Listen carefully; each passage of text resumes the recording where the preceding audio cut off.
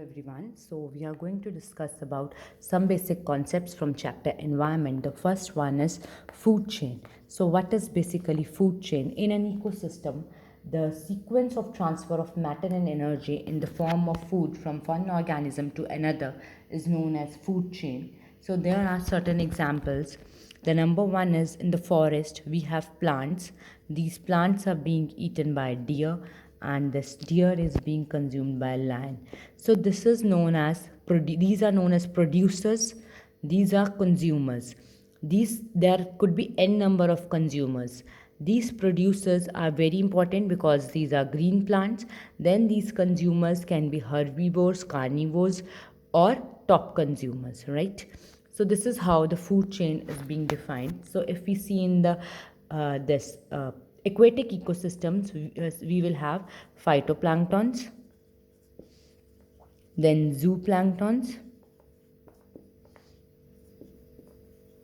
then your small fish, your large fish, and hawk or eagle. So these are two examples of food chains in two different ecosystems. Then we will move to the concept of trophic level. So what is trophic level? So the trophic level is this first, second, third, 1, 2, 3, 4, 5. So there are different trophic levels, means every level is defined as trophic level. Then comes food web. This food web, why this concept of food chain is taken to the food web? Because in an ecosystem, it's not important that plants are being consumed by deer or phytoplanktons by zooplankton, small fish, large fish. There could be many organisms dependent upon one another. So for example, these plants are being eaten by deer, lion. So these plants are being also eaten by grasshopper. Then these grasshopper is being eaten by rat, and rat by snake, or this grasshopper by frog, and this frog is being eaten by snake, or vice versa. So this interlinking of many food chains in an ecosystem together forms a food web. Now the next concept comes, which are, I'll remove this, your 10% law. So what does food chain and food web you are clear with? Then the 10% law. This was given by Linderman. This law is very important for understanding the concept of energy transfer from one level to another. So what does this 10% law states? That energy at each level in the food chain is transferred from one trophic level to the next only by 10%. So how you will understand it? Suppose these are plants, deer and lion. I'll take up the same example.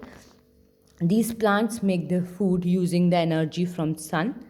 This energy from sun comes, suppose 1000 joules of energy is coming from your plants, which becomes only 1% is being consumed by plants. So this is the nature's law, that the whatever energy that comes from the sun, 1% is being taken up by the plants. And then to the next level, this will be 1%, this will be 10. Then in deer it will be 1 joules, and in lion it will be 0.1 joules. So whatever energy that is being transferred to the next level is reduced by 10%. So smaller the food chains, more chances of having high energy. So shorter food chains are being preferred. Another reason why the shorter food chains are being preferred is biological magnification.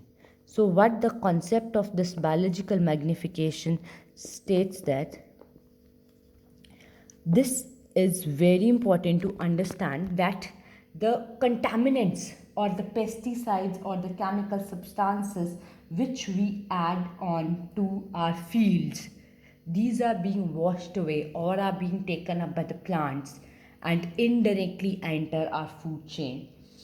The accumulation or increase in the concentration of these harmful substances in the body of living organisms at each level. So these plants and consumers have capability to convert energy by 10% law to the next level, but this contaminant percentage increases at each level. How? Suppose we have these phytoplanktons.